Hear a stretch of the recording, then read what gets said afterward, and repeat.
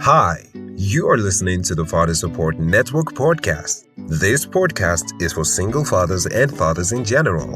On this podcast, we educate, inform, guide, encourage, and help fathers navigate the complex challenges of maintaining contact and healthy relationships with their children after separation or divorce. Your host is Dr. Michael Uwangba. Michael Uwangba is a father of three who successfully fought for the right of his children to have their father in their lives.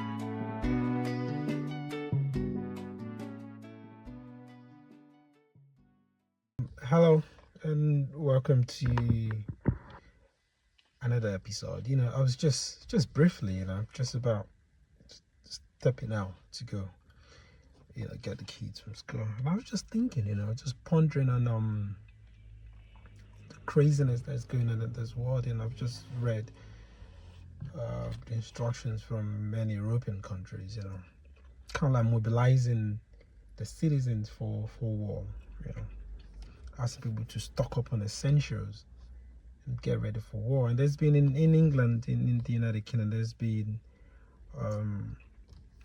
conversations around getting reserve armies, getting people to, people have been drafted into armies. This is a crazy world. You get to look at it like, what are we fighting for?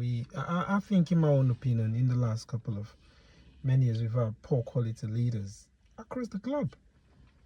And leaders that have been unable to apply dialogue and apply diplomacy to solve many of the issues. Again, you look at greed. There's been greed. There's been the people that couch national issues or national security, in a way that conceals their personal greed or interest.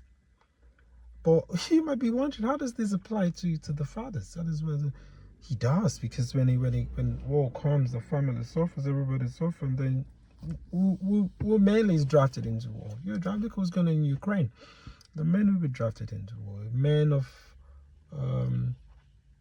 within a certain age, definitely. Well, you as a citizen, you have not just rights, you have responsibility, and it needs to be a responsibility to defend your country or nationality. But then again, you look at it, what are you defending? Do you have the right information?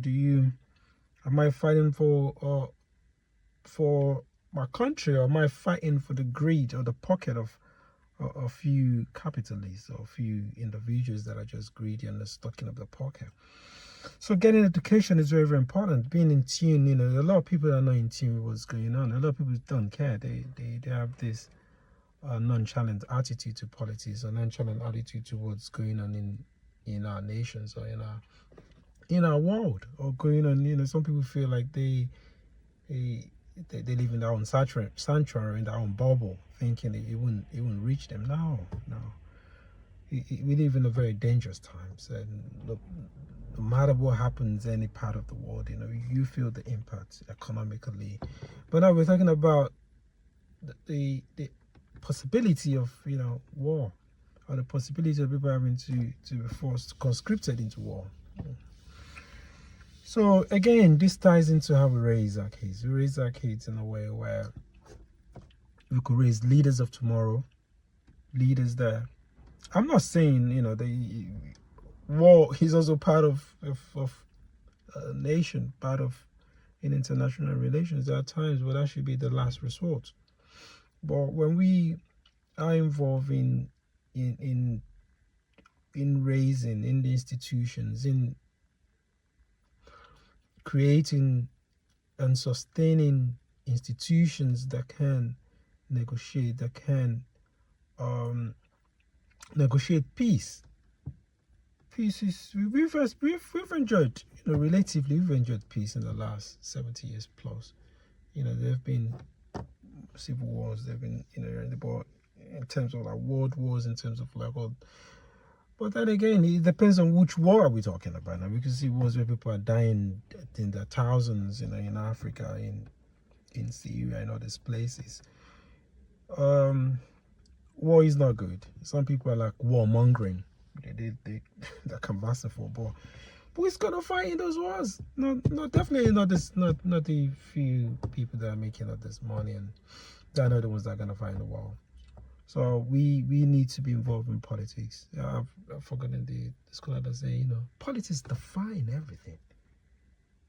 everything, all aspect of your life. Politics define it. So you need to be involved in making political decisions. I've heard people say they don't vote. No, you should vote. You should vote in the right quality leaders. You should get involved in this debate. You should put an eyes on what's going on, put an ear down, listen to what's going on, get involved in these issues. Don't be nonchalant. Don't be stupid, basically. This is something out there. Some people turn off their TV now. That one will. Things are going up.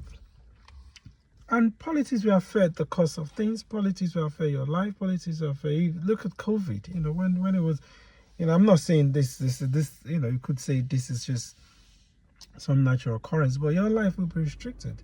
Your movement, your freedom can be curtailed. You can be drafted and conscripted into war. So why shouldn't you be involved in it? It just doesn't make any sense. So we need to educate ourselves, get involved in the political process. We see what's going on in the world. You see, from Rwanda to Congo to Sudan to South Sudan. Democracy is just whatever we call it, it's threatened. We even see in Western world. We see the rise of fascism in America and many other places. We see where freedom of speech is not really freedom of speech. You can even express an opinion, you be punished for it. We see where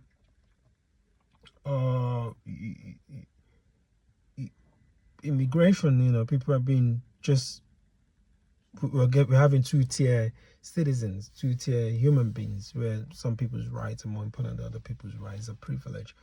So, but essentially, there should be a political awakening. There should be a political consciousness among the populace. And I think this community, the broader communities, have a role to play, not only in securing the future of our kids, securing that our kids live in a peaceful world, free of greed, free of war. Look at in Ukraine. Some people are maimed for life. Some people, why is this is disastrous? Why is nasty? So we need to pray for peace, not just pray for peace. We need to act, and acting will be creating those conditions. Get involved in getting leaders that are right. Get involved in making those decisions. Get involved in deciding. Listen to our civic duties. So perform your civic duties for us. Thank God it's Friday. Go have fun, relax, and but have fun responsibly. And I'll see you